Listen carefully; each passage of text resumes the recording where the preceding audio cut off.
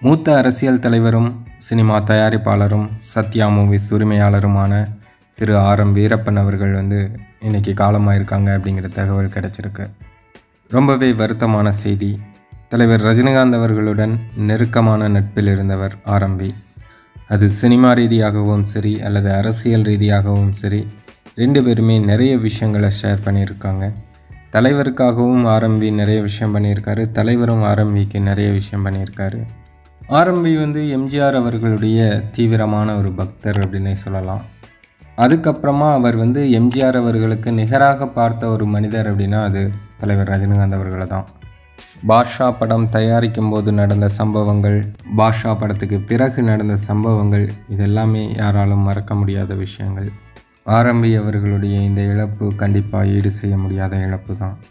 தலைவரோட ரசிகர்கள் சார்பாக ஆர்.எம்.வி அவர்களின் ஆத்மா சாந்தியடைய இறைவனை வேண்டுகிறோம்.